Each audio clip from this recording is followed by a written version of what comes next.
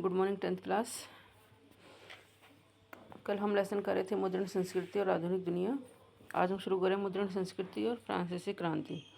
कई इतिहासकारों का मानना है कि प्रिंट संस्कृति ने ऐसा माहौल बनाया जिसके कारण फ्रांसीसी क्रांति की शुरुआत हुई। कुछ कारण निम्न हैं। छपाई के चलते विचारों का प्रसार हुआ।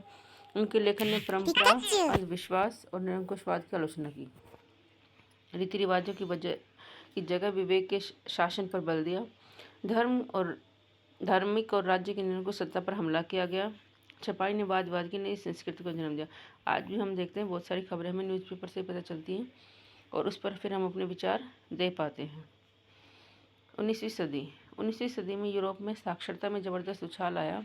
पाठकों का एक ऐसा नया वर्ग उभरा जिसमें बच्चे और महिलाएं और मजदूर भी शामिल थे।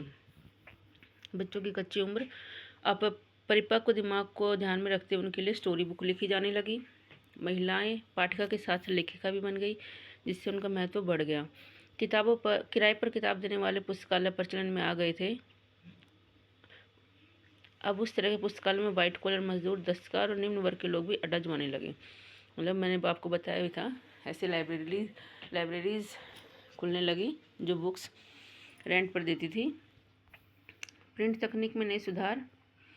न्यूयॉर्क के रिचर्ड एम हो ने 19वीं सदी के मध्य तक शक्ति से चलने वाला बेलनाकार प्रेस बना लिया था। इस प्रेस से एक घंटे में 8000 पेज छापे जा सकते थे। शक्ति मतलब बिजली, इलेक्ट्रिसिटी से चलने वाला बेलन के आकार का प्रेस बना लिया था। 19वीं सदी के अंत में ऑफसेट प्रिंटिंग विकसित हो चुका था। ऑफसेट प्रिंटिंग से एक ही बार में 6 रंगों में छपाई की जा सकती थी। 20वीं सदी के आते ही बिजली से चलने वाले प्रेस भी इस्तेमाल में आने लगे। इससे छपाई के काम में तेजी आ गई। इसके अलावा प्रिंट की टेक्नोलॉजी में अन्य सुधार हुए। सभी सुधारों का सामूहिक सार हुआ, जिससे छपी सामग्री का रूप ही बदल गया। अभी भी आप देखते हैं कई सारी पुस्तकें आपको ब्लैक प्रिंट में दिखेंगी और कई सारी कलरफुल प्रिंट में दिखेंगी, जो देखने में अट्रैक्टिव लगती हैं। तो जैसे जैसे प्रिंटिंग प्रेस में सुधार हुए, वैसे वैसे टेक्नोलॉजी का विस्तार हुआ। फिर किताबें बेचने के तरीके हैं। 19वीं सदी में कई पत्रिकाओं में उपन्यासों को धारावाहिक की शक्ल में छापा जाता था। जैसे मूवीज़ आने लगी ना, वेब सीरीज टाइप, वैसे ही इससे पाठकों को उस पत्रिका का अगला अंक खरीदने के लिए प्रोत्साहित किया जाता था, है ना। जैसे हम नेटफ्लिक्स पे और अमेजन पे जो हम वेब सीरीज़ देखते हैं, एक पार्ट देख लें तो हमारा इंटरेस्ट बन जाता, फिर हम और पार्ट देखते हैं। इसी तरीके से बुक्स भी आती थी धारावाहिक की शेप में, या मतलब सीरियल भी कैसे था, टीवी पर जो सीरियल देखते थे उस ज़माने में, अभी भी देखते हैं, ऐसे ही बुक्स भी छपी जाने लगी। इससे क्या होता था, लोगों में क्यूरियोसिटी बनी रहती थी और वो उसके अगला प्रकाशन भी खरीदते थे, अगली बुक भी खरीदते थे। 1920 के दशक में इंग्लैंड में लोकप्रिय साहित्य को शिलिंग सीरीज के नाम से सस्ते दर पर बेचा जाता था। किताब के ऊपर लगने वाले जिल्द का प्रचलन 20वीं सदी में शुरू हुआ। 1930 के दशक की महामंदी के प्रभाव से पार पाने के लिए पेपरबैक संस्करण निकाला गया, जो कि सस्ता हुआ करता था।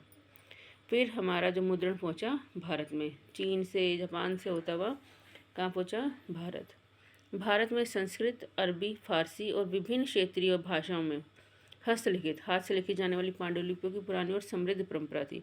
मतलब हाथ से लिखी जाती थी पांडुलिपियाँ हमारे देश में बहुत पहले से ही। पांडुलिपियाँ ताड़ के पत्ते या हाथ से बने कागज पर नकल कर बनाई जाती थी। उनकी उम्र बढ़ाने के विचार से उन्हें जिल्द या तख्ते में बांध दिया जाता था। आप सभी को पता होना चाहिए कि हमारा संविधान भी हैंड रिटन है, हाथ से लिखा हुआ है। पूर्व औपनिवेशिक काल में बंगाल में ग्रामीण क्षेत्रों में प्राथमिक पाठशालाओं का बड़ा जाल था, लेकिन जो विद्यार्थी थे आमतौर पर किताबें नहीं पढ़ते थे। गुरुजी अपनी याददाश्त से ही किताबें सुनाते थे और विद्यार्थियों ने लिख लेते थे। इस तरह कई सारे लोग बिना किताब पढ़े साक्षर बन जाते थे। पांडुलिपियाँ, हाथों से लिखी पुस्तकों को पांडुलिपियाँ कहते हैं। इनकी प्रयोग की सीमाएँ भी हैं। किताबों की बढ़ती मांग पांडुलिपियों से पूरी नहीं होने वाली थी। नकल उतारना बेहद खर्चीला, समय अधिक लगना, मांग पूरी न होना, बहुत नाजुक होती थी, रख रखाव में मुश्किल आती थी। उपरोक्त समस्याओं की वजह से उनका आदान प्रदान मुश्किल था। मतलब पांडुलिपियों को बहुत ज़्यादा समय तक संभाला नहीं जा सकता था, उसके रख रखाव में बहुत ज़्यादा खर्चा आता था। आज हमारा संविधान जो है वो बहुत ज़्यादा सिक्योरिटी से रखा हुआ है, ताकि उसकी जो प्रिंटिंग है, जो हाथ से लिखाई की हुई है, वो ख़राब ना हो। मुद्रण संस्कृति का भारत आना। प्रिंटिंग प्रेस पहल 16वीं सदी में भारत में गोवा में पुर्तगाली धर्म प्रचारक के साथ आया। 1674 तक कोंकणी और कन्नड़ भाषा में लगभग 50 पुस्तकें छापी जा चुकी थी। मैंने पहले भी करा दिया था आपको लेसन, लेकिन फिर से रिपीट कर रही हूँ ताकि और अच्छे से समझ में आ जाए आपको। कैथलिक पुजारियों ने 1579 में कोचीन में पहली तमिल किताब छापी और 1713 में उन्होंने पहली मलयालम पुस्तक छापी। जेम्स ऑगस्टस हिक्की ने 1780 में बंगाल गजट नामक एक साप्ताहिक पत्रिका का संपादन किया। गंगाधर भट्टाचार्य ने बंगाल गजट का प्रकाशन आरंभ किया। एक नंबर में पूछे जा सकते हैं क्वेश्चन आपसे। बंगाल गजट ही पहला भारतीय अखबार था जिसे गंगाधर भट्टाचार्य ने प्रकाशित करना शुरू किया था। फिर धार्मिक सुधार हुए, बहस हुई। प्रिंट संस्कृति से भारत में धार्मिक, सामाजिक और राजनीतिक मुद्दों पर बहस करने में मदद मिली। लोग कई धार्मिक रिवाजों के प्रचलन की आलोचना करने लगे। 1821 से राम मोहन राय ने संवाद कौमुदी प्रकाशित करना शुरू कर दिया। इस पत्रिका में हिंदू धर्म के रूढ़िवादी विचारों की आलोचना होती थी। राजा राम मोहन राय वही थे जिन्होंने सती प्रथा को खत्म करने में अपना योगदान दिया था। ऐसी आलोचना को काटने के लिए हिंदू रूढ़िवादियों ने समाचार चंद्रिका नामक पत्रिका निकालना शुरू कर दिया। मतलब ये धर्म का जो रूढ़िवादी विचार थे उसकी आलोचना करते थे। जो धर्म के समर्थक थे उन्होंने अपनी पत्रिका निकालनी शुरू कर दी। 1810 में कलकत्ता में तुलसीदास द्वारा लिखित रामचरितमानस को छापा गया। 1880 के दशक में से लखनऊ के नवल किशोर प्रेस और बम्बई के श्री वेंकटेश्वर प्रेस ने आम बोलचाल की भाषा में धार्मिक ग्रंथों को छापना शुरू किया। इस तरह के से प्रिंट के कारण धार्मिक ग्रंथ आम लोगों की पहुंच में आ गए। इससे नई राजनीतिक बहस की रूपरेखा निर्धारित होने लगी। प्रिंट के कारण भारत के एक हिस्से का समाचार दूसरे हिस्से में पहुंचने लगा। लोग एक दूसरे के करीब आने लगे। आप सभी को पता है कि 1897 क्रांति फैली थी। बहुत ज़्यादा सफल इसलिए नहीं हुई क्योंकि लोगों तक समाचार जल्दी से नहीं पहुंचा। मुस्लिमों ने मुद्रण संस्कृति को कैसे लिया? 1822 में फारसी में 2 अखबार शुरू हुए जिनके नाम थे जामे जहानामा और शमसुल अखबार। उसी साल एक गुजराती अखबार भी शुरू हुआ था जिसका नाम था बम्बई समाचार। उत्तरी भारत के उलेमाओं ने सस्ते लिथोग्राफी प्रेस का इस्तेमाल करते हुए धर्म ग्रंथों के उर्दू और फारसी अनुवाद छापने शुरू किए। उन्होंने धार्मिक अखबार और गुटके भी निकाले। देवबंद सेमिनरी की स्थापना हुई 1867 में।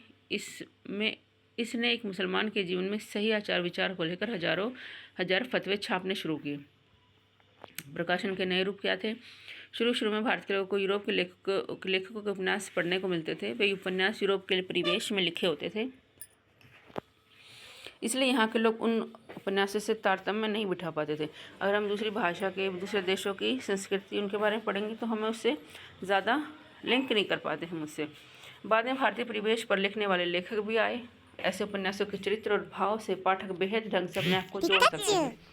लेखक की नई नई विधाएं भी सामने आने लगी, जैसे गीत, लघु कहानियाँ, राजनीतिक और सामाजिक मुद्दों पर निबंध आदि।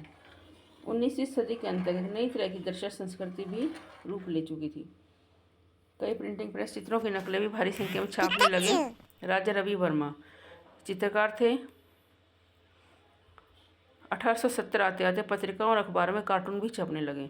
ऐसे कार्टून जो समाज पर, राजनीति पर कटाक्ष करते थे। फिर महिलाएं, बाकी लेसन कल करेंगे, थोड़ा लंबा लेसन है।